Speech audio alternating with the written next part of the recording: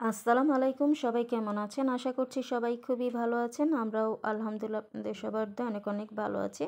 তো শীত তো প্রায় শেষের দিকে। তো পিঠা বানাবো আজকে। তো পিঠার জন্য এখানে চাল ভিজিয়ে রেখেছি, আর এটা হচ্ছে আতপ চাল। তো আতপ চালটাকে ভিজিয়ে রেখেছি। তো এটাকে বিকেলবেলায় ভাঙাতে নিয়ে যাবে। আর যেহেতু পিঠা বানাবো, তো এদিকে এখানে দুধ জাল করতে দিয়েছে। আর এটা হচ্ছে 4 লিটার দুধ আছে এখানে। তো 4 লিটার দুধ, এটাকে জাল দিয়ে ঘন করে নিব, প্রায় 2 লিটারের মতো করে নিব। আর তো আজকে হচ্ছে দুধ চিতই পিঠা বানাবো।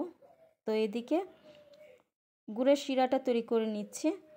এখানে পরিমাণ মতো পানির সাথে প্রায় 1.5 কেজি গুড় দিয়ে এই শিরাটা তৈরি করে নিচ্ছে। আর শিরাটা এই পর্যায়ে পাতলা আছে, তো এটাকে জাল দিয়ে ঘন করে নিতে হবে। আর গুড়ের শিরাটা যদি ঘন হয়, এই শিরাটা যখন দুধের মধ্যে দিবেন, দুধটাও কিন্তু ঘন থাকবে। আর যদি শিরাটা পাতলা হয়, তো এই পাতলা শিরাটা যদি দুধের মধ্যে দেন, তাহলে সেক্ষেত্রে দেখা যাবেন দুধ যতই ঘন করুন না কেন, এই শিরাটার কারণে কিন্তু দুধটা পাতলা হয়ে যায়। তো এই জন্য এখানে গুড়ের শিরাটাকে ঘন করে নিতে হবে, তাহলে পিঠাটা কিন্তু খেতে ভালো লাগে। আর এই যে এদিকে চালের গুঁড়িটাকেও ভাঙিয়ে এনেছি। তো এখন পিঠার জন্য গোলাটা তৈরি করে নিব।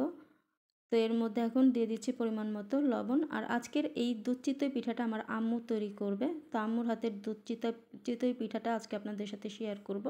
তো এখানে পরিমাণ মতো লবণ দিয়ে দিয়েছে। এবার লবণটাকে চালের গুঁড়িটার সাথে ভালো করে মাখিয়ে নিচ্ছে।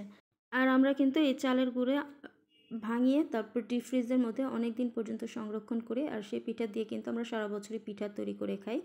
তো যাই হোক, এই যে চালের গুঁড়িটাকে ভালো করে মাখানো হয়ে গেছে। এখন এর মধ্যে হালকা কুসুম গরম পানি দিয়ে দিয়েছে। এবার এই পানিটা দিয়ে চালের গুঁড়িটাকে ভালো করে মাখিয়ে নিচ্ছে। আর পানিটা কিন্তু একবারে দিচ্ছে না, অল্প অল্প করে পানি দিয়ে এই চালের গুঁড়িটাকে মাখিয়ে নিচ্ছে। তো প্রথমে এই চালের গুঁড়িটাকে একটু ঘন করে মাখিয়ে নিবে। তো অল্প অল্প করে পানি দিয়ে এই চালের গুঁড়াটাকে মাখিয়ে নিচ্ছে। আর এখানে কিন্তু কুসুম গরম পানি দিয়ে এই চালের গুঁড়িটাকে মাখিয়ে নিচ্ছি। আপনারা চাইলে ঠান্ডা পানি দিয়েও কিন্তু এই চালের গুঁড়িটাকে মাখিয়ে নিতে পারেন।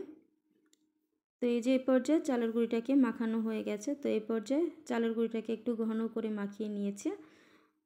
এবার এই চালের গুঁড়িটাকে আধা ঘন্টা থেকে 1 ঘন্টার জন্য রেস্টে রেখে দিব।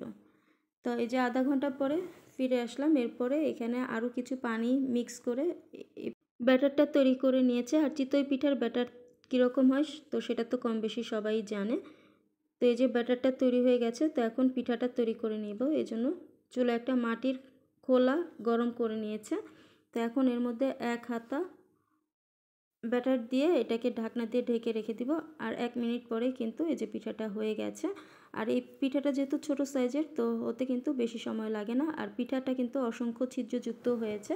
আর পিঠাটাকে নামানোর পরেই গুড়ের শিরার মধ্যে দিয়ে দিচ্ছে। আর গুড়ের শিরাটার মধ্যে কিন্তু এখনও হালকা গরম অবস্থায় আছে।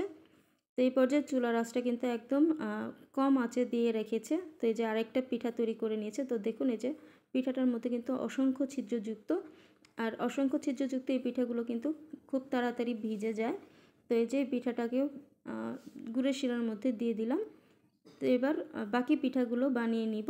বানিয়ে পিঠাগুলোকে গুড়ের শিরার মধ্যে দিয়ে ভিজিয়ে নিব। তো এই যে এখানে সবগুলো পিঠা বানানো হয়ে গেছে। আর পিঠাগুলো যেহেতু ছোট সাইজের, এইগুলো কিন্তু গুড়ের শিরার মধ্যে দিয়ে ভিজিয়ে রাখলে এটা কিন্তু আস্তে আস্তে ফুলতে থাকবে, বড় হয়ে যাবে। এই জন্য পিঠাগুলো আগে ছোট করে তৈরি করে নিয়েছে। তো এই যে এখন এর মধ্যে দুধ দিয়ে দিব। তো দুধটাকে আগে জাল করে নামিয়ে রেখেছিল। তো এবার সেই দুধটাকে হালকা একটু কুসুম গরম করে নিব। তারপরে এটা গুড়ের শিরার মধ্যে দিয়ে দিব। তো এই যে দুধটা যখন হালকা গরম হবে, তখন এটা গুড়ের শিরার মধ্যে দিয়ে দিচ্ছি। আর গরম দুধ কিন্তু গুড়ের শিরায় দেওয়া যাবে না, তাহলে কিন্তু দুধটা ছানা ছানা হয়ে যাবে। তো এই জন্য গরম দুধ কখনোই গুড়ের শিরার মধ্যে দিবেন না। গুড়ের শিরাটাও হালকা একটু গরম থাকা অবস্থায়, দুধটাও হালকা গরম থাকা অবস্থায় একসাথে মিক্স করবেন দুধটা, তাহলে দেখবেন একদম পারফেক্টভাবে দুধটা তৈরি হবে। তো এই যে দুধের শিরাটার মধ্যে পিঠাটা এখন ভিজানোর জন্য এটাকে কিছু সময়ের জন্য রেখে দিব।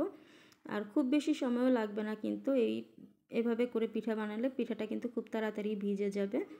এবার পিঠাটাকে এই অবস্থাতেই সারা রাতের জন্য রেখে দিব। তো এই যে সারা রাত পরে এই যে পিঠাটা কিন্তু সুন্দরভাবে ফুলেছে। তো এখন আমি আপনাদের একটা সার্ভিং ডিশে সার্ভ করে দেখাচ্ছি। তো এই যে সার্ভিং ডিশে সার্ভ করে এনেছি। তো পিঠাটা কিন্তু খুব সুন্দরভাবে ফুলেছে, একদম নরম তুলতুলে হয়েছে আর খেতেও কিন্তু খুবই মজা হয়েছে। তো আমার এই রেসিপিটা ফলো করে আপনারা পিঠাটা তৈরি করে খেয়ে দেখবেন।